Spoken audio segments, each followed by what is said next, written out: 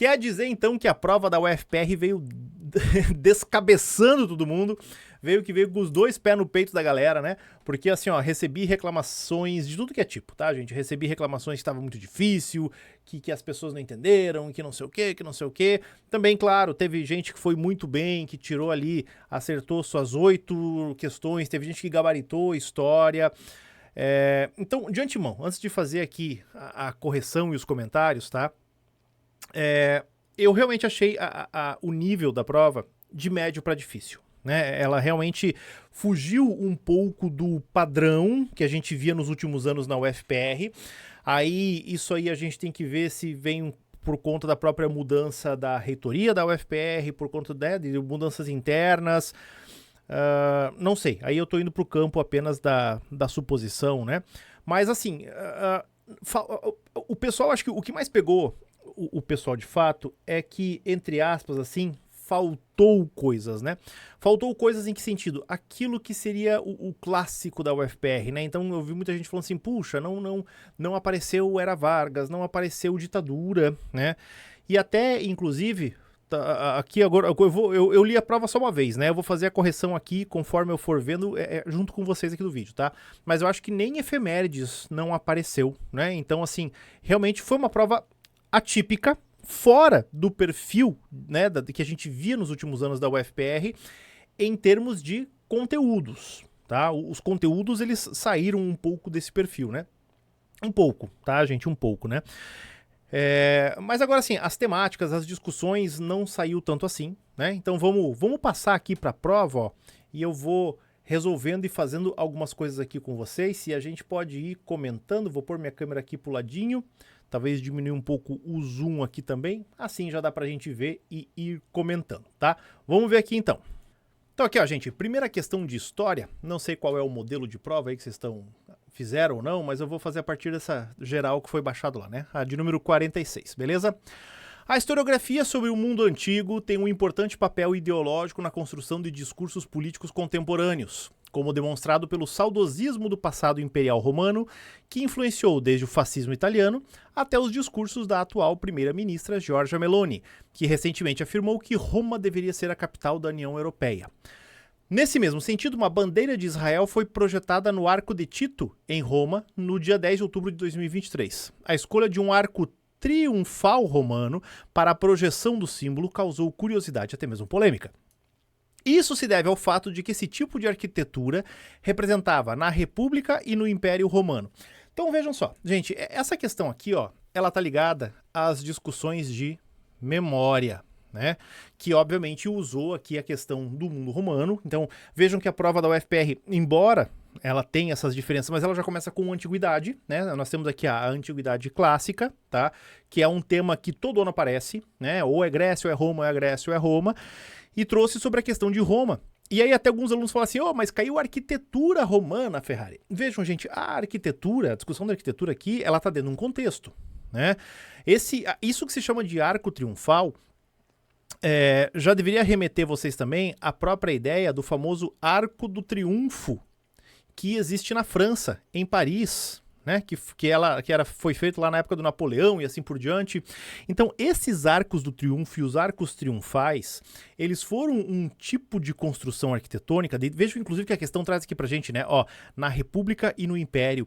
Qual que é a grande marca, gente, da República e do Império Romano? É a questão da expansão territorial, né? E se é um arco triunfal, significa que é o quê? Que é um arco da vitória, né? O triunfo é a vitória, tá bom? Então olha aqui, ó. Daí veja o que eles trazem aqui. A letra A, o triunfo e a expansão do monoteísmo abraâmico contra o politeísmo. Gente, nada a ver, tá? Vejam como também as alternativas, elas são, assim, sacanas com vocês, né? Porque daí você pensa o que, realmente, no mundo romano, o cristianismo prevaleceu sobre o politeísmo, mas, gente, isso lá no fim do Império, na crise do Império, quando o mundo romano está em franca decadência, tá? Então não tem nada a ver com triunfo, né? A integração de populações estrangeiras por meio da romanização.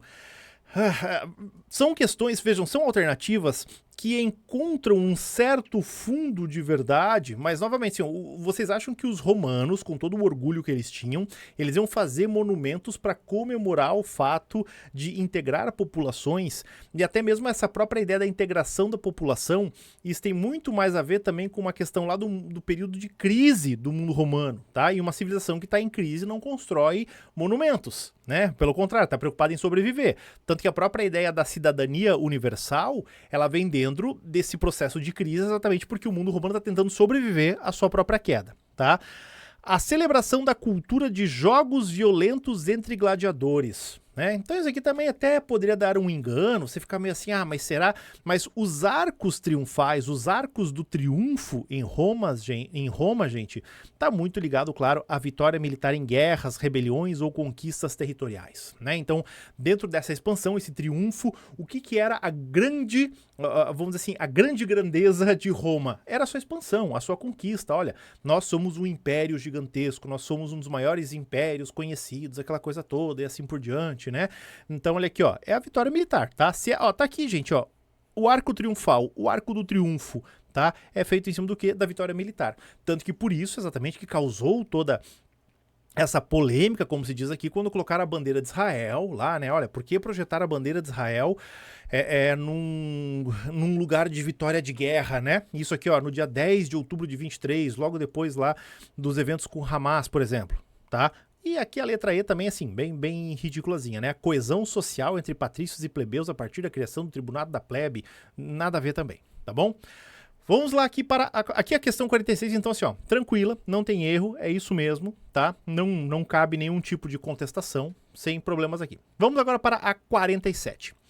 Leia o trecho a seguir, escrito pelo historiador árabe Al-Umari. Daqui tem até, vamos dizer assim, a data do Al-Umari. A gente vê bem que é Idade Média, né? A Idade Média oriental, como nós chamamos, que descreve uma viagem do governante africano Mansa Musa, que reinou entre 1312 e 1337. É a peregrinação de Mansa Musa.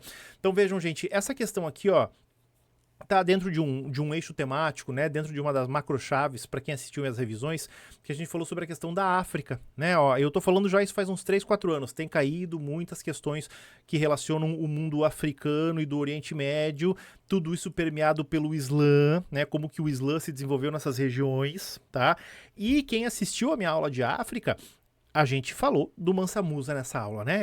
Porque ele é um personagem que tem que ser falado quando nós pensamos nos reinos africanos e assim por diante, tá? Ó.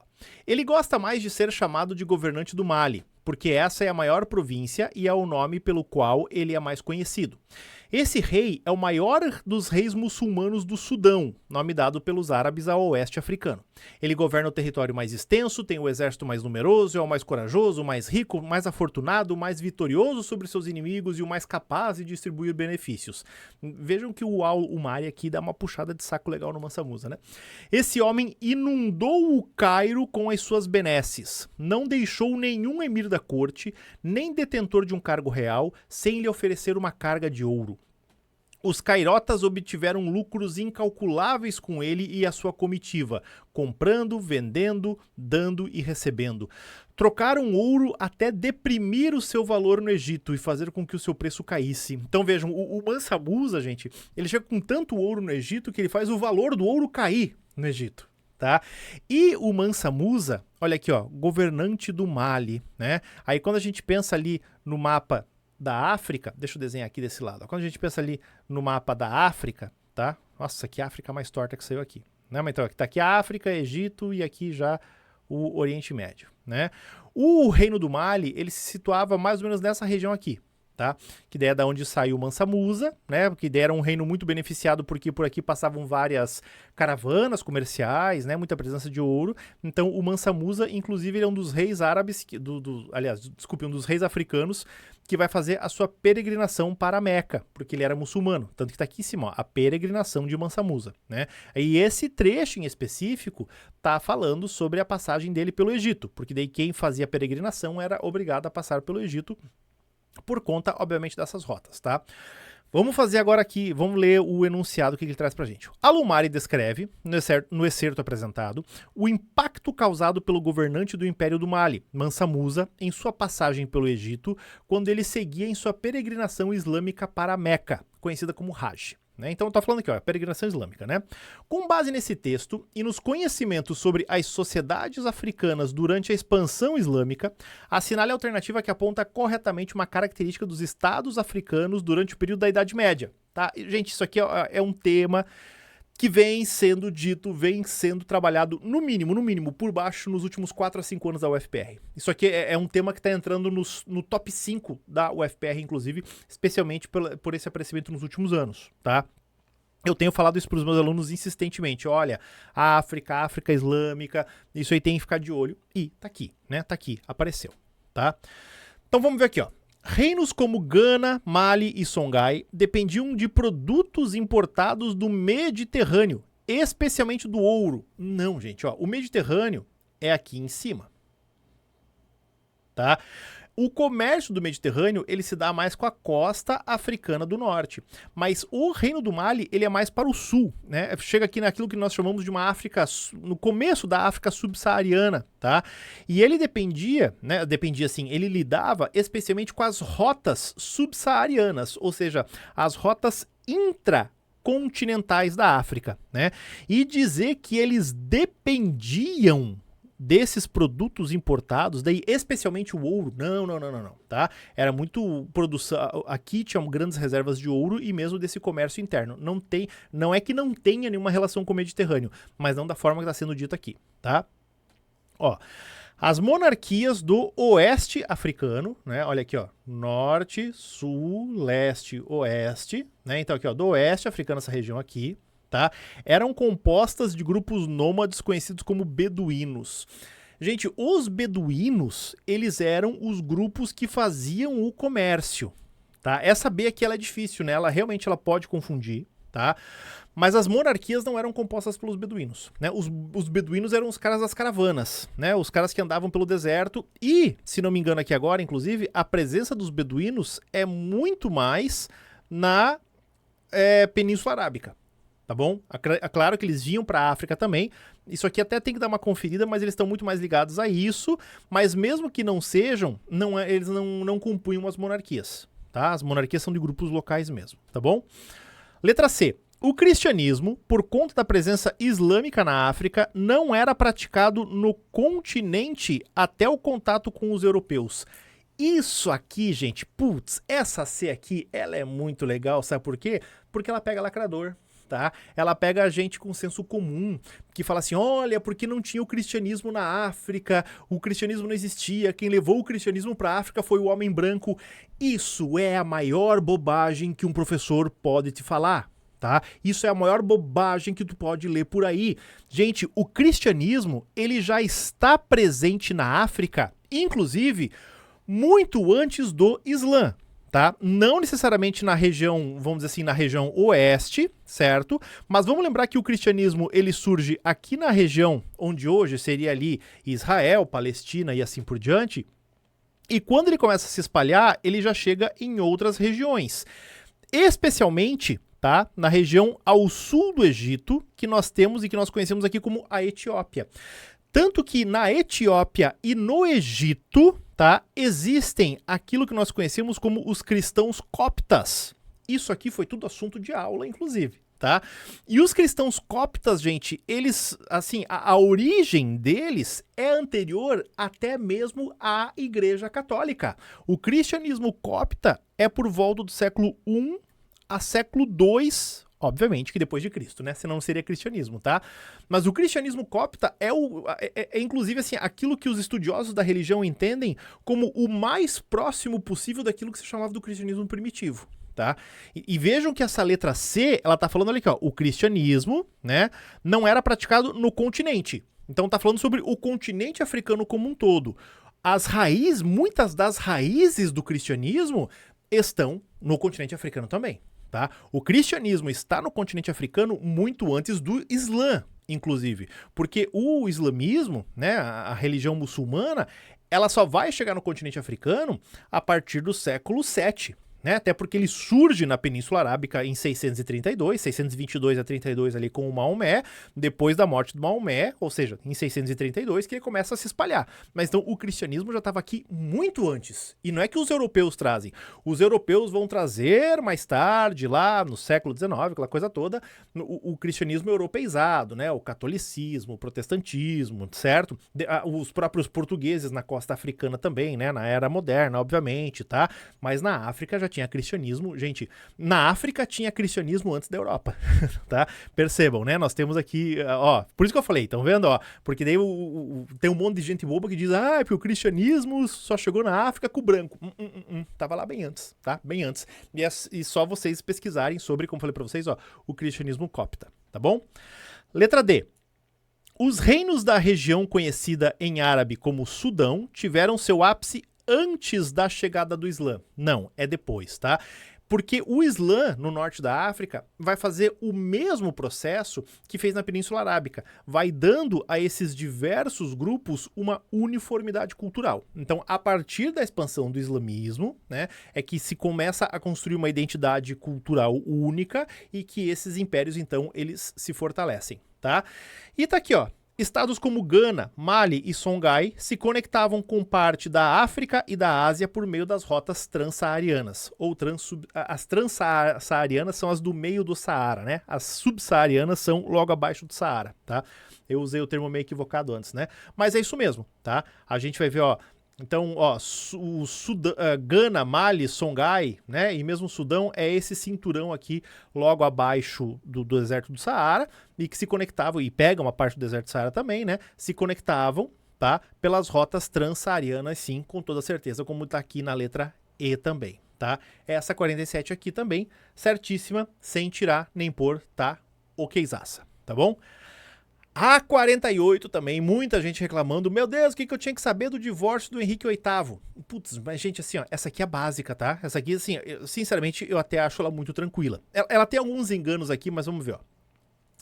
O século XVI, então aqui, ó, agora uma questão sobre idade moderna. Vejam como a UFPR ela vai seguindo. Antiguidade, né? Idade Média, tá? Ela trabalhou a Antiguidade Clássica, ela trabalhou a Idade Média. A Idade Média Africana, Ferrari, sim, mas a Idade Média Africana, tá? É a Idade Média, não deixa de ser. E agora entra na Idade Moderna, tá? Século XVI foi o palco de um fortalecimento das monarquias europeias, tá? Ó, fortalecimento das monarquias europeias, absolutismo, cujas raízes remontavam à Idade Média. Perfeito. E isso acarretou também vulnerabilidades diplomáticas.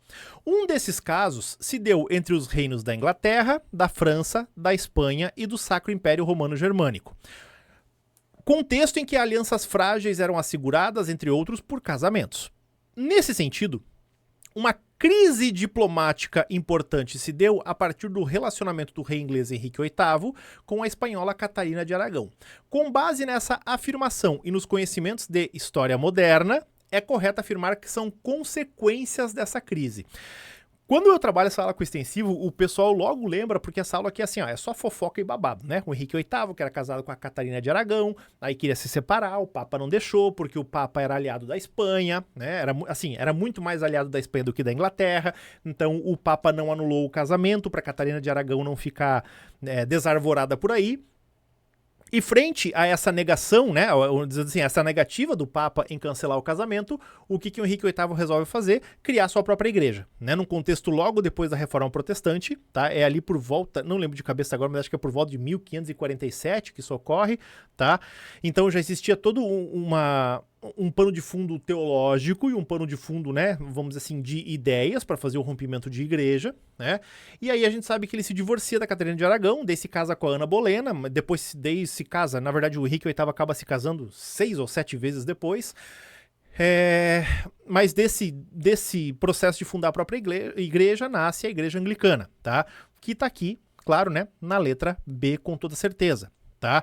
Então, ó, vejam, vamos ver de volta o enunciado para ver com calma, né? Nesse sentido, uma crise diplomática importante se deu a partir do relacionamento do rei inglês Henrique VIII com a espanhola Catarina de Aragão. O que aconteceu entre esses dois? O divórcio do Henrique VIII. Tá? Não teve deposição, né? O Henrique VIII ele morre no trono, tá? Não teve deposição, certo? Ó, a letra C, vejam, a letra C, essa primeira parte aqui, ó, ela até poderia estar certa, né? Porque olha aqui, ó, o rompimento do Henrique VIII com o papado. Claro, quando ele faz o divórcio, ele rompe com o papado, né? Ok, mas aqui, ó, o grande cisma, tá? O que é o grande cisma, gente? O grande cisma tem a ver lá em 1094, 1095, com a criação da Igreja Ortodoxa, né? Aí no Oriente com a Igreja Católica, tá? Não tem nada a ver isso aqui, né? Talvez, assim, a C poderia confundir um pouco por conta disso. Tá? Porque daí veja aqui, ó, a letra D, a vitória de Henrique VIII sobre os franceses. Tipo, porra, aqui o problema é com a Espanha e com a Inglaterra, né? Na França nem tá no rolo todo aqui, ó. Mas também assim, ó, o fim da Guerra dos 100 Anos. O fim da Guerra dos 100 Anos é ainda lá na Baixa Idade Média, tá? A Guerra dos 100 Anos é de 1337 até 1456, se não me engano, né? Então é antes disso tudo. E claro que você não precisa decorar as datas da Guerra dos 100 Anos, mas tem que lembrar que a Guerra dos 100 Anos está no contexto da crise do século XIV, né? Tem a ver com o fim da Idade Média. Agora nós já estamos falando do século XVI, tá? Nós estamos falando de 100 anos depois, né? 100 e poucos anos depois desse rolo todo, tá? Mas aqui a gente já poderia eliminar sobre esse negócio dos franceses, né? E aqui também, ó, o isolamento do Henrique VIII e a promulgação das leis de cercamento. Tipo, também, assim, ó, nada a ver com o contexto, né? Assim, isolamento, peraí, que isolamento é esse, né? Sabe, não tem necessariamente um isolamento. As leis de cercamento até tem no Henrique VIII, mas não tem nada a ver com a relação dele com a Catarina de Aragão, né? O contexto ali é outro, um contexto diplomático. As leis de cercamento têm a ver com os processos internos da Inglaterra, tá? Então ficou aqui, ó, o divórcio do Henrique VIII e a fundação da Igreja Anglicana, né? Vamos lembrar que o Henrique VIII ele fundou uma igreja que no começo, principalmente, ela era igualzinha à Igreja Católica, com duas diferenças básicas. Poderia se divorciar e o chefe da igreja era o rei e não o papa, né? Claro que depois, ao longo do tempo, a Igreja Anglicana tem várias reformas internas e muda bastante, tá? Mas enfim, né? Também questão sem problema nenhum aqui, tá? 49. Agora Brasil, né? A política brasileira, especialmente nas décadas de 2010 e 2020, tem sido marcada pelas tensões entre diferentes instâncias do poder legislativo, executivo e judiciário. Então veja, eles trazem, a UFPR, né? Ela traz uma discussão atual para fazer uma pergunta sobre a colônia, né? Olha lá. Séculos atrás, durante o período colonial, a administração do território por parte da coroa portuguesa também envolvia a tensão entre diferentes mecanismos de controle. Com base nessa reflexão, assinale a alternativa. Ó, então veja aqui, ó, ele falou sobre tensões também, mas ele não quer saber de nada disso, porque ó, com base nessa reflexão, assinale a alternativa que descreve corretamente uma instância administrativa do Brasil colonial e sua função. Então ele não quer saber sobre tensão nenhuma, ele quer saber uma instância administrativa do Brasil colonial e a sua função, tá? Então vamos lá. Capitanias hereditárias, tá? É uma instância administrativa? Até pode ser, tá? Amplos lotes de terra, ok, amplos lotes de terra, parece que é um lote assim, né? Mas tá, ok, amplos lotes de terra, de controle administrativo público, tá? Não, tá? Ele é privado, né? Era dos donatários. Tá? Com função de avanço da economia agrária. Não era só o avanço na economia agrária, né, gente? As capitanias hereditárias tinham a questão de toda a administração do território mesmo, de fato, né? Você tinha que povoar, você tinha que fazer justiça, tinha que fazer as leis, aquela coisa toda. Beleza? Letra B. Padroados. Instituições religiosas de direta autoridade papal com função de conversão e treinamento burocrático de indígenas, tá? O que era o padroado, gente? O padroado é um negócio lá do Império, um negócio da Constituição de 1824, que submete a Igreja Católica ao Estado brasileiro, tá? Se aqui, ao invés de padroados, estivesse escrito missões jesuíticas, essa B estava certa, entendeu? Daí assim, ó, o que eram as missões? Eram instituições religiosas de direta autoridade papal, porque já que é uma ordem religiosa, está diretamente subordinada ao Papa, né? Não à estrutura da igreja como um todo, mas sim direto ao Papa, tá? Com função de conversão, treinamento burocrático de indígenas não é bem a questão das missões, tá? Mas assim, ó, tá? Mas padroados. Padroado não era uma instância administrativa do Brasil colonial, beleza? Letra C, né? Câmaras municipais, fundamentadas nas ordenações do reino. Isso aqui é mais só para te confundir, né? Mas existiam, né, as ordenações da coroa, tá? Com a função de administração local, ó, câmaras municipais, né? E dotada de variadas competências. Ou seja, né, fazia-se ali, tinha várias competências a Câmara Municipal, tá? Tá ok, né? É a correta, tá? A letra C, né? A letra C, ela está correta. Vamos ver se tem alguma outra aqui que possa invalidar a C. Governo geral, órgão descentralizador. Não, é centralizador, né? A ideia do governo geral seria governar toda a colônia, então seria centralizado, tá? Cuja função era desonerar a administração metropolitana e tornar o empreendimento colonial menos custoso. Não é essa a função do governo geral, né? A função do governo geral é auxiliar o desenvolvimento das capitanias hereditárias e prestar também auxílio às próprias câmaras municipais, tá? Não tem nada a ver com oneração ou desoneração, tá bom? E a letra E, Tribunal do Santo Ofício, mecanismo de cunho religioso, cuja função era a nomeação de clérigos de ordens atuantes na colônia como os jesuítas, tá? O Tribunal do Santo Ofício, gente, para quem não conhece, é a famosa Inquisição, né? É o nome correto que a Inquisição ganha, especialmente na Idade Moderna, pós-Concílio de Trento, pós-Contra-Reforma, tá bom? Mas qual era a função do Tribunal do Santo Ofício? Ver as questões relacionadas a heresias, né? Eles iam aqui perseguir os judeus, as práticas indígenas, e acusavam de bruxaria, aquela coisa toda, tá? Então olha aqui, ó, a função não era nomear clérigos, tá? E muito menos de ordens, né? Por quê? Porque as ordens religiosas, como eu falei aqui em cima, exemplo dos jesuítas, as ordens, elas estavam diretamente sob o comando do Papa. Então, quem indicava os jesuítas, tá? Que iriam ou não agir, né? Na colônia da América, era a própria ordem jesuítica. Sempre com a anuência do Papa, mas não tem nada a ver com a Inquisição, tá? São instâncias bem separadas, beleza? Também questão, aqui ó, perfeitinha, redondinha. Vamos lá para a próxima. 50, a famosa 50, né, que o pessoal falou, pô, Ferrari, caiu historiografia da questão indígena, isso aqui eu achei muito legal, tá? Considere os dois acertos a seguir. O primeiro, esse aqui, foi retirado da obra O Estado do Direito entre os Autóctones do Brasil, do intelectual Carl Friedrich Philipp von Martius, lá do século XIX, né? Ó, 1794 a 1768. Então esse aqui é do século XIX, tá? Publicado em 1907, né? E o segundo escrito pelo arqueólogo Eduardo Góes Neves, tá? Aqui não tem data do Góes Neves, mas a gente vem para onde? Vem para cá, opa, 2022. Então, um texto recente. Então, nós temos um texto do século XIX e comecinho do 20, no caso aqui, né? Publicado em 1907, tá? Na passagem do 19 para o século 20 e outro trecho atual.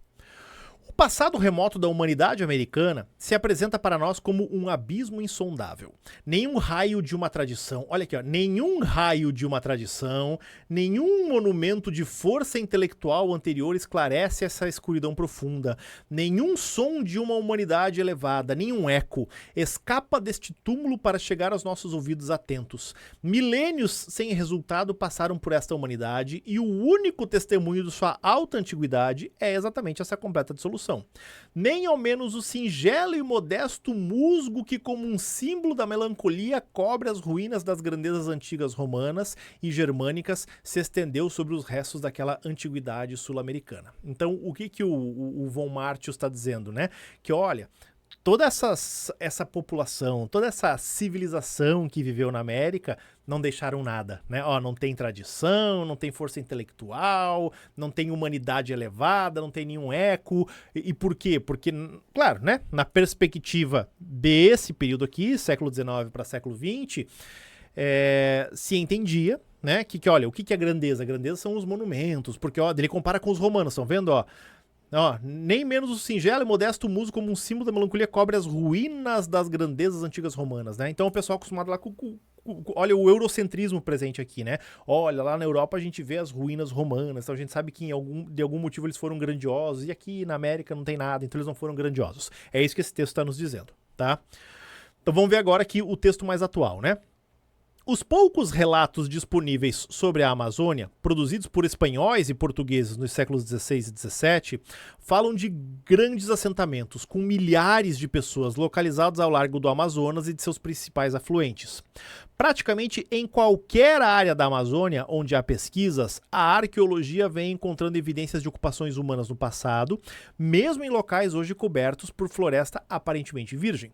Atualmente sabemos que a Amazônia é habitada há pelo menos 12 mil anos. Há tanto tempo quanto em outras partes das Américas, por diferentes povos, com distintas formas de organização social e política, desde bandos de caçadores-coletores até sociedades sedentárias hierarquizadas. Né? Então, claro, isso aqui é uma visão muito mais atualizada, né? Bem atual mesmo, tá? E o cara tá falando, gente, olha, só a Amazônia ela é habitada há mais de 12 mil anos, ou seja, nós encontramos habitantes na Amazônia, veja, 12 mil anos, gente, é mais do que as pirâmides do Egito, né? Então, assim, é realmente algo muito antigo, existiu, e olha, e diferentes povos, tá? Com diferentes organizações, desde caçadores-coletores até sociedades sedentárias hierarquizadas, ou seja, né, bem instituídas, bem organizadas e assim por diante, tá? Vamos ver o enunciado.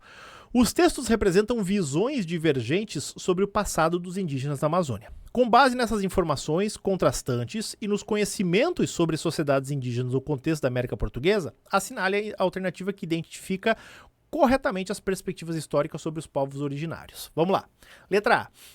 Os projetos de nação, bem como os modelos de identidade que estavam vigentes durante o período imperial e boa parte do período republicano, anularam as conquistas e a agência histórica dos povos originários. Perfeito, tá, gente? Perfeito, né? Realmente, quando a gente vê, mesmo toda a discussão, por exemplo, que a gente pega lá no Império, né? O Dom Pedro II vai fundar o Instituto Geográfico Histórico Brasileiro, né? E aí, assim, há uma certa preocupação com os indígenas, falar assim, ó, peraí, os indígenas fazem parte daqui, mas vamos lembrar que a visão que nós temos, tanto no Império, como também em boa parte da República Brasileira, e não é só a Primeira República, né? Durante boa parte da República Brasileira, é sempre o seguinte, olha, de assimilação, né? Aquela ideia do assimilacionismo. O indígena, ele não fez nada de bom, o indígena não tem nada, olha aqui, ó, não fez nada de bom, não fez nada de útil, né? Então o que nós temos que fazer? Nós temos que assimilá-lo ao nosso modelo ocidental, embora eles também sejam ocidentais, né? Mas ao nosso modelo europeizado, tá? A letra A é isso mesmo que ela tá dizendo, beleza? Vamos ver aqui as outras, ó. Os relatos mais antigos, produzidos no início do período colonial, demonstram o desconhecimento dos portugueses e espanhóis que atribuíram aos povos amazônicos características exageradas, tá? Olha aqui, ó. Os poucos relatos sobre a Amazônia, né, produzidos por espanhóis e portugueses no início dos séculos XVI e XVII, falam de grandes assentamentos com milhares de pessoas, tá? Daí, então, assim, ó, ele fala isso aqui, certo? Mas olha o que ele fala depois, ó. Praticamente em qualquer área da Amazônia onde há pesquisas, a arqueologia vem encontrando evidências de ocupações humanas no passado, mesmo em locais. Ó, atualmente sabemos que a Amazônia é habitada por pelo menos 12 mil anos, né? Então, na verdade, as descobertas arqueológicas, elas vêm confirmando o que os caras já descreviam lá no século XVI e XVII. Então, aqui, ó, não é exagerado. Estão vendo? Ó. Tá? E demonstram o desconhecimento dos portugueses e espanhóis. Não, eles conheciam, né? Os caras conheciam. E realmente, com as expedições, com as bandeiras, aquelas coisas todas, os caras tinham contato com esses indígenas, relatavam isso tudo, né? E agora a arqueologia atual vem demonstrando que esses caras eles tinham razão no que eles descreviam, tá? Pelo menos assim, em termos numéricos, né? E assim por diante, tá? Letra C. A arqueologia contemporânea dialoga com a historiografia do século XIX ao corroborar a antiguidade indígena na Amazônia e ao negar a existência de sociedades complexas. Não, gente, não tá negando, né? Tá falando, não. É exatamente o contrário disso, tá? Nós temos tanto sociedades de caçadores-coletores, mas nós temos também sociedades, né, sedentárias, hierarquizadas e complexas. Então, tá? A letra C tá correta, né? Historiadores como Von Martius é o cara aqui do primeiro, né? Ó, o Von Martius, tá? Acreditavam que romanos e germânicos poderiam ter colonizado a Amazônia na antiguidade, fatos esquecidos pelos indígenas. Não, ele não tá falando nada disso, né? Ele tá comparando lá, mas, né, nada a ver. Letra E. Tanto a historiografia brasileira do século XIX quanto a arqueologia concordam em relação à grandeza do passado amazônico, mas divergem em relação à forma de pensar as estruturas políticas das civilizações originárias. Nós já vimos, né? No século XIX, eles dizem que não havia grandeza. Não, ó, nenhum raio de tradição, nenhum monumento de força intelectual, nenhum som de humanidade elevada, nenhum eco escapa desse túmulo. Não concorda com nada, tá? Então aqui também, letra A, tranquilamente, sem problema nenhum. Olha, vamos observando o padrão, né, gente? Então caiu aqui em cima uma questão sobre colônia no Brasil, né, sobre Brasil colônia, e uma questão sobre questão indígena, né, mas, claro, sobre historiografia, aquela coisa toda, mas tá aqui, ó, colônia, indígena, e aqui tem uma questão agora sobre Império, tá? Que a gente vai ler aqui. Olha lá, o Brasil possui hoje 29 partidos políticos reconhecidos pelo TSE. A lógica partidária do país tem quase 200 anos, remontando em especial à formação do Partido Conservador, os chamados Saquaremas, e do Partido Liberal, conhecido como Luzias. Então, os Saquaremas e os Luzias, os conservadores e os liberais, gente, eles ganham bastante espaço, assim, especialmente no período regencial. Claro que a origem deles remonta-se a antes, né? Já tem ali no período da independência, tudo, né? Os lados que vão surgindo, tá? Mas eles vão se consolidando, tá? E aí, claro que assim, a principal atuação deles vai ser principalmente no segundo reinado. É tanto no período regencial como no segundo reinado, tá? Mas eles dizem, ó, então tem quase 200 anos, né? Aquela coisa toda. Ó. Sobre esses partidos do período imperial brasileiro, era comum de se dizer nada mais parecido com um conservador do que um liberal no poder. Com base nesses conhecimentos sobre o período imperial da história do Brasil, essa expressão. Então agora quer falar sobre a expressão. E é uma coisa que quando a gente trabalha a formação desses partidos políticos, o que a gente sempre lembra, né? Que conservadores e liberais, eles são muito parecidos, na verdade. Tá?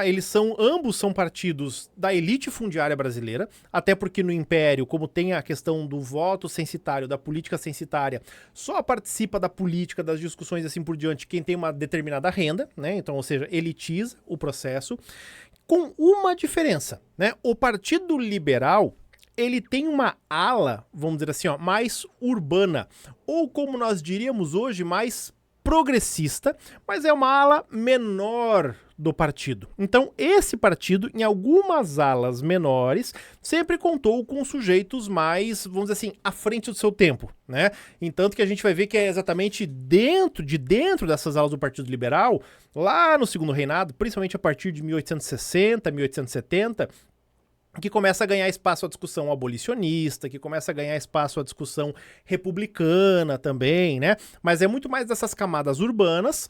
Só que daí também acontece o quê? Que, principalmente nas áreas, assim, não só nas áreas rurais, mas nas áreas mais afastadas, tá? Nas áreas mais ruralizadas, vamos colocar assim, ó. Muitas vezes esses partidos não significavam nada ideologicamente e se traduzia muito mais nas disputas políticas locais do que necessariamente numa compreensão ideológica do processo. O que eu quero dizer com isso? Imaginem vocês lá num lugar, sei lá, né, do interior de São Paulo, por exemplo, que tinha duas famílias que controlavam aquela região, que eram rivais, né? E aí uma dessas famílias adere ao Partido Conservador. Pode ser que a outra família, politicamente falando, também seja muito conservadora, né? Assim, que seja muito mais simpática aos ideais conservadores do que aos ideais liberais. Mas essas famílias são inimigas. Então, se um virou conservador, o outro automaticamente vai virar liberal, tá? Mas não é pela questão ideológica da coisa, e sim pelos espaços de disputa do poder. Que daí é exatamente isso que está na letra A. Estão vendo? Ó, demonstra o desprendimento ideológico dos partidos, ou seja, não se seguia necessariamente uma ideologia, tá? Que eram compostos das mesmas elites políticas e sociais, né? A elite era a mesma, era muito mais uma disputa de poder local, muitas vezes, né? Porque então disputavam terras, disputavam comércio, disputavam uma série de coisas, que daí levava esses caras a adotarem essas visões, né? É que nem quando tem futebol na escola, sabe? O professor chega lá com 2 jogos de colete, né? Tem o colete vermelho e o colete azul, tá? Um time pega o azul, outro time pega o vermelho e eles vão disputar entre si, né? E depois, quando acaba o jogo, vai todo mundo pra mesma sala, todo mundo é amigo, era só mesmo pra aquela disputa ali, tá? Eu tô usando uma metáfora meio tosca aqui, mas acho que serve pra gente entender, né? Mas vamos ver as outras alternativas, ó. Se refere ao sistema de parlamentarismo às avessas, em que a divisão partidária era apenas fachada para o exercício do poder autocrático do imperador. Muito exagerado isso aqui, né, gente? Principalmente no período do segundo reinado, tá? Porque nós sabemos que, claro, o Dom Pedro II, volta e meia, ele intervinha no Senado, né? Ele ia lá e quando necessário, fechava o Senado, convocava novas eleições, aquela coisa toda.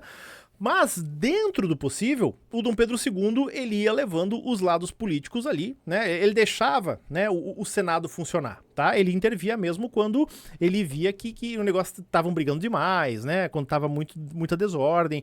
O Dom Pedro era tipo o professor de educação física daí, né? Quando deixava o jogo rolar, aí quando começava a briga no campo, acabou o jogo, né? Ó, então muda os times aí, tá? Enfim, por diante, tá? era essa a função, né? Mas agora, isso aqui, essa B pode ser uma pegadinha mesmo de fato, tá? Mas também tem outra coisa, né? Que vejam que a questão, ela tá querendo saber da expressão, tá? Então, ó, nada mais parecido com um conservador do que um liberal no poder. Porque queria dizer o quê? Que os liberais criticavam os conservadores, e aí, quando eles assumiam o poder, né? Quando os liberais assumiam ali a chefia do gabinete de ministros, eles faziam as mesmas coisas que os conservadores, tá? Então, por quê? Porque todos eles estavam, né, agindo para fazer a manutenção das suas riquezas, das suas posses e assim por diante, tá? Letra C. Reflete o surgimento do neoliberalismo no Brasil. Gente, neoliberalismo no Brasil é Collor em diante, tá? Aponta para a hegemonia dos dois maiores partidos brasileiros em detrimento das outras agremiações apelidadas de nanicos. Nós nem tínhamos outros partidos, tá? Era liberais e conservadores, partidos de elite, tá? Trabalhadores, pobres, ex-escravizados, esses caras não tinham nenhuma oportunidade de se organizar politicamente, né? Porque, ó, tá falando sobre o período imperial, percebam. Tá? Na verdade, nem mesmo durante a Primeira República, né, existia esse tipo de discussão de partidos populares, também não podiam, né? Mas enfim, tá? Indica já em período de Guerra Fria. Imperial do Brasil, Guerra Fria. Tá, já esquecemos também, tá bom? Letra A, sem problema nenhum aqui também. Vamos ver agora a 52, gente. A 52, ela pega uma discussão principalmente da Primeira República, e que entra um pouco também na Era Vargas, né? Mas vamos lá, mais em relação a início do século XX no Brasil, tá bom? Nem é tanto uma discussão política, né? Tô só localizando a gente historicamente, tá? Leia o seguinte trecho, retirado do livro de ficção O Presidente Negro, escrito e publicado por Monteiro Lobato em 26. Olha, o FPR veio trazer polêmica, veio trazer Monteiro Lobato, né? Caráter racial é uma cristalização que as lentas se vai operando através dos séculos. O cruzamento perturba essa cristalização, liquefala, torna-a instável. O que ele quer dizer aqui com cruzamento, gente? O Monteiro Lobato tá falando da miscigenação, tá? Esse que é o cruzamento, né? O cruzamento de diferentes raças, de diferentes etnias, né? A nossa solução deu mau resultado. Qual é a nossa solução? A solução do Brasil. O Brasil é o país da miscigenação por excelência, né? Não há mal nem bem no jogo das forças cósmicas. O ódio desabrocha tantas maravilhas quanto o amor. O amor matou no Brasil a possibilidade de uma suprema expressão biológica. O que é uma suprema expressão biológica, gente? Uma raça superior, tá? É isso aqui que ele tá falando, né? Então, ó, Monteiro Lobato, né, que tem a vida do Monteiro Lobato, né? Viveu ali no fim do século XIX e início do XX, mas basicamente no XX. É comumente tido como um autor central para a formação cultural brasileira do período republicano. De fato, nas primeiras décadas da República, havia uma preocupação em formar uma nova identidade brasileira, marcada por novos símbolos e novos traços, e nesse contexto havia também a preocupação com a composição racial do Brasil, assunto sobre o qual Monteiro Lobato era interessado. Com base nos conhecimentos sobre a história da República Velha, assinale a alternativa que aponta a proposta de cunho racista expressa no texto e que por vezes circulava no Brasil nas primeiras décadas do século XX, tá?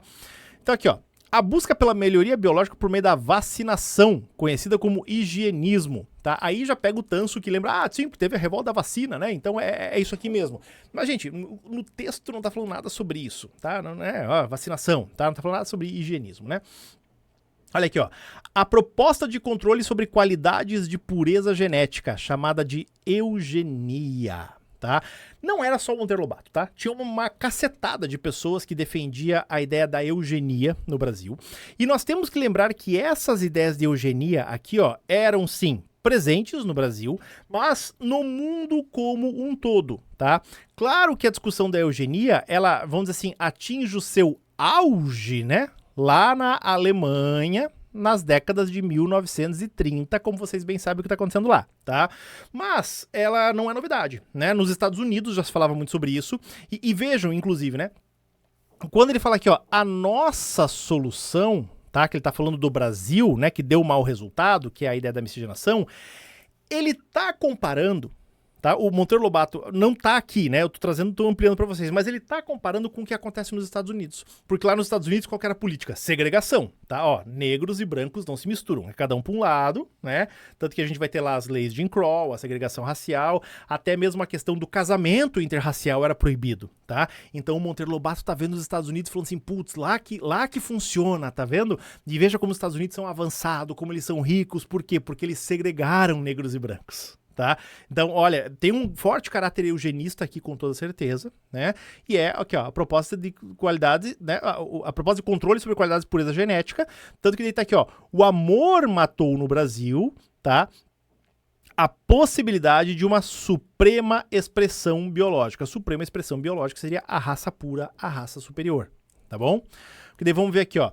A medida de classificação racial e fenotípica obrigatória, chamada de frenologia. A frenologia é aquele negócio lá de medir os crânios, o tamanho dos crânios e ver, olha, esse crânio aqui tem maior propensão para a violência, maior propensão para o crime, que era uma pseudociência típica do século XIX, né? Que se usou durante muito tempo, especialmente para classificar os negros como inferiores, tá? Mas também não tem a ver com isso aqui, né, gente? Ó, isso aqui é uma... Vamos lá, essa C é um negócio que existe, sim, que é desse período, mas não é a discussão do texto, tá? Não é, né? Ó, a criação de espaços urbanos de segregação compulsória, referida como favelização, tá? Isso aqui também pode confundir, né? Assim, ó, a segregação compulsória, realmente, ela existiu nos Estados Unidos, tá? Nos Estados Unidos você tinha, né? Bairro para negro, bairro para branco, escola para negro, escola para branco, aquela coisa toda. Mas no Brasil, a favelização não tem nada a ver com segregação compulsória, tá, gente? Não é assim, ó, não é, ó, pro morro só vai negro, não, pro morro vai pobre, tá? E, inclusive, lá na Primeira República também, né?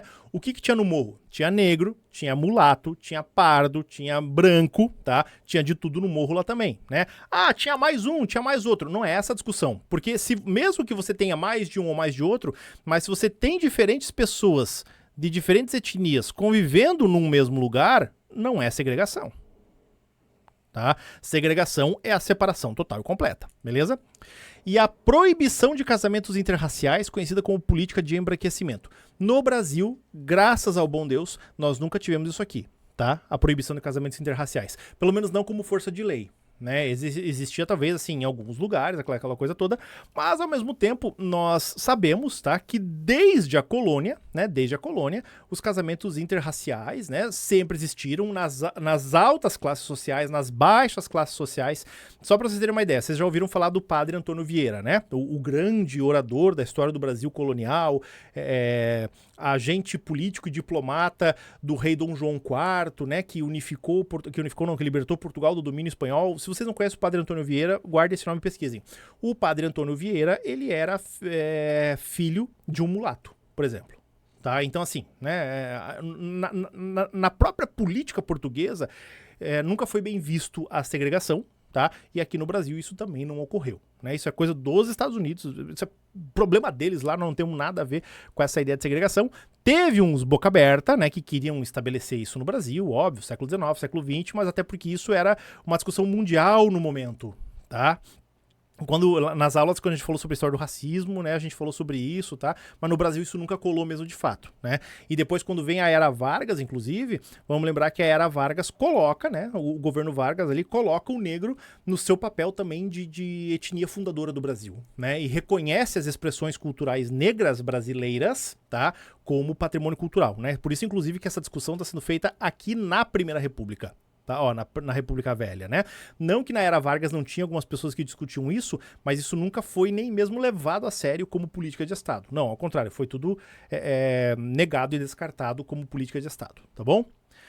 53 e 54, as nossas duas últimas, tá? Então vamos lá, a ascensão de partidos de extrema-direita na Europa, como o AfD, né, Alternative für Deutschland, ou Alternativa para a Alemanha, comumente traz consigo uma retórica de oposição à imigração. Não só na Alemanha, né, a gente observa esse crescimento da extrema-direita e contra a imigração em vários outros países, mas aqui está falando da Alemanha, tudo bem. Essa postura, no contexto alemão, tem relação histórica com a ideia de Lebensraum, ou espaço vital, que se populariza no final do século XIX e atinge seu ápice com as doutrinas nazistas na primeira metade do século XX. Então, realmente, começa lá no século XIX, né? Acabei de falar sobre isso, tá? Então, as ideias que chegam ao ápice no nazismo, tá? Elas já eram desenvolvidas desde o século XIX, não só na Alemanha, em vários outros países também, mas na Alemanha alcançam essa expressão máxima, tá? Então, com base nessa afirmação, assinale a alternativa que corretamente relaciona a ideologia nazista com o nacionalismo contido na ideia do espaço vital, tá? O nazismo defendia um modelo de nacionalismo pan-europeu, unindo todos os grupos étnicos da Europa, como os germânicos e os eslavos. Claro que não, né, gente? Era germânico e germânico. Tá? Vamos lembrar que os alemães, né, os germânicos, eles inclusive enxergavam os eslavos como uma sub-raça, né? Tanto que esse é um dos motivos da invasão da Polônia, da Ucrânia e lá em 1942 da própria Rússia, tá? Então, né, não era pan-europeu não, era germânico, né? O nazismo pregava uma política externa agressiva, ok, mas defendia a soberania individual dos costumes germânicos em seu território como a tradição romani.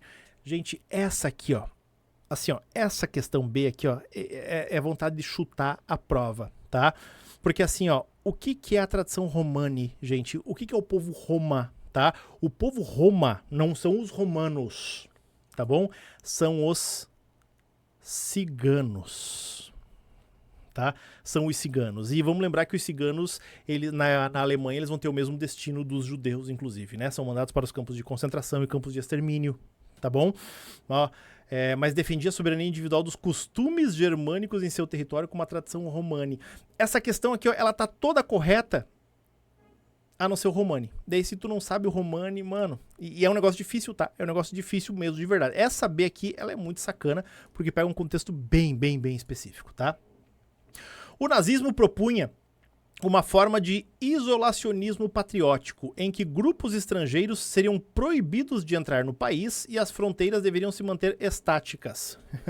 Outra pegadinha safada, né? Porque olha aqui, grupos estrangeiros seriam proibidos de entrar no país? Sim, tudo bem, tá? Tem esse isolacionismo, né? Mas as fronteiras deveriam ser manter estáticas. O que é uma fronteira estática? Que fica parada. Os nazistas mantiveram as fronteiras da Alemanha paradas ou eles avançaram sobre as outras fronteiras? Avançaram, né, gente? O problema é essa ideia das fronteiras se manterem estáticas, tá? Essa questão aqui, realmente, essa aqui, ainda tem aqui de baixo, mas essa aqui tá ganhando o top 1 de dificuldade, na boa, tá? Letra D. O nazismo idealizava um grande Reich alemão, tudo bem, de orientação cristã, e por isso arquitetou a perseguição religiosa aos judeus. Puta, outra também, né, gente? Principalmente por quê? Porque hoje em dia, essas discussões da extrema-direita, né, são embasadas pelo cristianismo, aquela coisa toda, tá? Então, assim, até tava tendo um debate no X, acho que semana passada, sobre se o nazismo era católico ou protestante. Gente, o nazismo, ele tem a ideia, vamos lembrar o seguinte, tá? O nazismo, ele é uma ideologia, vou falar teologicamente falando agora, né? Ele é uma ideologia idólatra, porque quem que é o maior de tudo no nazismo? É o Estado, né? Que é a figura do Führer, tá? Não vou escrever tudo aqui pro YouTube não me tirar daqui, tá? Então, assim, obviamente que ele vai buscar o apoio, sim, das igrejas, mas no sentido de apoio junto à população. Mas o nazismo, ele não é cristão. Tá? Não é. Tanto que muitos dos altos comandantes, né, dos altos oficiais do nazismo, enxergavam no cristianismo uma fraqueza moral. Tá? Porque o cristianismo o quê? O cristianismo é a religião do fraco, da paz, né? Aquela coisa assim, de não ofender o outro, não atacar o outro e assim por diante, tá? Essa D aqui também é para pegar dentro dessa discussão aí que nós temos hoje, né? Desse conservadorismo cristão, aquela coisa toda, mas não, tá? E outra coisa, né? Vai perseguir os judeus porque é de orientação cristã. Não. Eles vão perseguir os judeus por conta da necessidade de um inimigo externo e por causa das questões raciais da década de 20 e 30, tá bom? E a letra E? Olha aqui, o nazismo estipulava uma ideologia de expansão territorial voltada para a acomodação de uma suposta superioridade germânica. A ideia de espaço vital, né? Por que nós precisamos conquistar outros países? Porque nós, germânicos, vamos dominar tudo e nós queremos esse espaço todo pra gente. Por isso a ideia do espaço vital, né? Um espaço que é vital para a formação da Alemanha, tá? Então, letra E também, sem grandes problemas, tá? Mas essa aqui, ó, de boa. Eu acho que é a questão mais difícil da prova por causa das pegadinhas, tá? Vamos ver a 54. Embora que, só ficando aqui ainda, né? Embora que a discussão toda do nazismo, ela é uma discussão já bastante feita, né? Bastante, assim, se fala bastante sobre isso e tal, né? Mas tem umas pegadinhas sacanas aqui nessas 53, tá? E a 54, que era o meu grande chute do ano, né? Estados Unidos, Trump e os seus discursos e a geopolítica dos Estados Unidos em cima da América Latina, tá? Essa aqui, né? Quem viu minhas revisões, quem assistiu minhas aulas, tava dada. Tá? Talvez ela possa confundir algumas coisas aqui, mas vamos lá. Leia o excerto a seguir, retirado do discurso de posse do 47º presidente dos Estados Unidos, Donald Trump, realizado em 20 de janeiro de 2025. Ó, bem comecinho desse ano, né? O presidente McKinley tornou o nosso país muito rico através das tarifas e tarifas e do talento. Deu a Theodore Roosevelt o dinheiro para muitas das grandes coisas que ele fez, incluindo o Canal do Panamá, que foi totalmente entregue ao país do Panamá. Fomos muito maltratados, veja, coitadinho dos Estados Unidos, né? Fomos muito maltratados por causa desse presente insensato que nunca deveria ter sido feito. E a promessa do Panamá para conosco foi quebrada. O objetivo do nosso acordo e o espírito do nosso tratado foram totalmente violados. E acima de tudo, a China está a operar o canal do Panamá. E nós não o demos à China, nós demos ao Panamá e vamos recuperá-lo. Pois bem, né? Trump sendo Trump, né? Em seu discurso, Donald Trump menciona os presidentes William McKinley, ó, presidente entre 1897 e 1901, e o Roosevelt entre 1901 e 1909. Governantes que atuaram num contexto de imperialismo europeu e a formação de um modelo próprio de imperialismo estadunidense. Olha aqui, ó, gente, além dos Estados Unidos, o que está presente aqui? Imperialismo, imperialismo. Tô falando, falei o ano todo, vai cair imperialismo, tá? E caiu imperialismo. Ah, mas não é na África, é na Ásia. É imperialismo, tá? Sobre a política externa dos Estados Unidos na virada do século XIX para o século XX. Então, ó, Estados Unidos na virada do século XIX para o século XX. É correto afirmar que uma de suas características era, olha aqui, ó, a doutrina Monroe, que estipulava que a América Latina deveria ser supervisionada e administrada em conjunto pelos Estados Unidos e pelos países da Europa Ocidental. Doutrina Monroe, América para os americanos. Né? Inclusive, ela não é da passagem do século XIX para o século XX, ela é do século XIX, tá? Qual que era o objetivo da doutrina Monroe, gente? Afastar os europeus do continente americano como um todo. Tá? Tanto que quando começam a ocorrer as independências na América Latina, assim como a própria independência do Brasil, os Estados Unidos era sempre o primeiro país a reconhecer a independência. Tá? Não esqueçam, né? No próprio caso do Brasil, tá? Quando o Brasil se declarou independente, os Estados Unidos foi o primeiro país a reconhecer essa independência do Brasil, tá bom? Então aqui, ó, né? Não é a doutrina Monroe, tá? É a América, porque aqui, ó, a América Latina devia ser subvisionada e administrada em conjunto pelos Estados Unidos e pelos países da Europa Ocidental. Não, era Europa fora, tá? Europa fora, América para os americanos, tá? O argumento do Destino Manifesto, que defendia o financiamento de infraestrutura e o consequente endividamento dos países mais pobres da América Latina. O que era o Destino Manifesto, gente? A ideia de expansão territorial dos Estados Unidos voltado para o oeste. Né? Era a conquista do oeste lá, então, onde eles foram lá matar indígenas e mexicanos e comprar, né, as terras dos indígenas e mexicanos, tá bom? Então não tem nada, o Destino Manifesto não tem nada a ver com isso aqui, ó, não é financiamento e infraestrutura da América Latina, tá fora. C.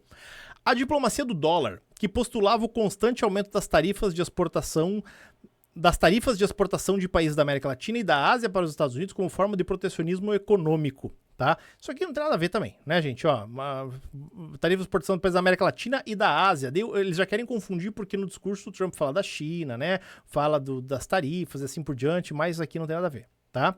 Letra D. O corolário Roosevelt, que argumentava pelo direito de intervenção dos Estados Unidos em países da América Latina que estivessem em crise política ou econômica. Também conhecido, gente, esse corolário Roosevelt, como a política do Big Stick, né? Ou do porrete, tá? Olha, fale macio com seus inimigos, com seus amigos e inimigos, mas tenha sempre um porrete à mão, tá? É a política do Big Stick, né? Tanto que deu o grande fruto disso, inclusive, é o quê? É a construção do Canal do Panamá, tá? Daqui, ó, a letra E, ó. A política da boa vizinhança, que previa a concessão de presentes, benesses políticas e afrouxamento tarifário como base para um movimento pan-americano. Não, os Estados Unidos muito bonzinho, né? Ó, vamos dar presente pros outros, vamos afrouxar tarifa, vamos ser legal. Não, nada a ver, tá? Especialmente no contexto, olha aqui, ó, de imperialismo, tá? Letra D. né, gente? Ó, letra D. Aí, mas quem ligou o canal do Panamá aqui, ó, viu o canal do Panamá, questão do Panamá, século XIX para século XX, já foi no Roosevelt direto, tá? Sem grandes problemas aqui. Então, assim, ó, gente, o que eu quero fazer de comentários mais aqui sobre essa prova, tá? Então, assim, ó, no geral, a prova, como eu falei pra vocês, ela tava difícil, assim, ó, porque tinha algumas pegadinhas e porque costuma trabalhar alguns temas que, assim, os alunos não esperam, né? Porque eles ficam naquela, ó, vejam, realmente não caiu ditadura militar, não caiu Era Vargas, não caiu efeméride, né? Deixa eu ver aqui, gente, só pra ter certeza aqui, assim, isso aqui é mais atualidade do que efeméride, né? Porque no próprio ano não é efeméride, tá? Eu tô vendo a prova aqui, né? Mas, ó, efemérides nós realmente não tivemos, né? Não tivemos mesmo. Tá? Então também uma surpresa, né? Uma prova que gosta de cobrar efemérides não cobrou, tá? Mas trouxe, olha só, muitas relações, gente, passado-presente. Muitas correlações, tá? Muitas correlações, mas assim, ó, realmente uma prova, ela não tá fora dos padrões da UFPR, não é isso, tá? Tá nos padrões, mas nos padrões mais difíceis, né? Eu até chamaria isso aqui de uma UFPR do Antigo Testamento, assim, raizona mesmo, tá? Mas assim, ó, novamente, teve Antiguidade, teve Idade Média, teve Idade Moderna, teve Brasil Colônia, teve Primeira República, teve questão indígena, deixa eu ver o que mais aqui que teve. Teve a ascensão do nazifascismo, tá? Teve bastante temas, mas trabalhados dentro de uma compreensão histórica. E, novamente, ela não te exigiu decorar nada, não tinha nada decorado aqui, mas a compreensão historiográfica, né? Olha aí, ó, linha do tempo, compreender as estruturas políticas do Brasil colonial, compreender as estruturas políticas do Brasil imperial, tá? A questão ali dos indígenas era muito mais interpretação textual do que qualquer outra coisa, inclusive, né? Se você interpretasse os dois textos, lesse os dois textos com cuidado, você já respondia, né? Deixa eu ver o que mais aqui. Ali uma que era um pouquinho pegada também é essa discussão ali do Monteiro Lobato, da eugenia na Primeira República, tá? É um tema que a gente não trabalha tanto assim, mas ó, eles cobraram, muito bem cobrado, inclusive, tá? Uma ótima questão, bem difícil também. Eu colocaria como as mais difíceis, gente, essa do Monteiro Lobato e essa ali do espaço vital na Alemanha, tá? Mas aí essa do espaço vital mais por aquele negócio ali do Romani, né? E também ali pela ideia do nazismo cristão, né? Uma viagem assim, tá? Mas de resto é isso, tá bom? Espero que vocês tenham gostado. Não vejo aqui, ó, gente, nenhuma necessidade, assim, nenhum espaço para recurso, tá? Não vejo, né? Se de repente algum de vocês verem uma coisa assim, olha, Ferrari aqui lá e tal, me chama lá no Insta, a gente conversa e fala mais sobre isso. Tá bom, minha gente? Um grande abraço para vocês e lembrando que a partir dessa semana nós temos as revisões para Enem aqui no canal. Não esqueçam disso, tá? Toda terça-feira, às 9h30 da manhã, nós vamos ver são 6, mas nós vamos ver 5 das 6 competências, tá? Sempre com revisão de conceitos e resolução de algumas questões também, toda terça-feira de manhã, além, claro, das revisões de véspera do Enem, que vão ser lá na semana anterior à prova, tá bom? Um grande abraço, se inscrevam aí, não esquecem, e deixem like aqui também no vídeo, tá bom? Tchau, tchau!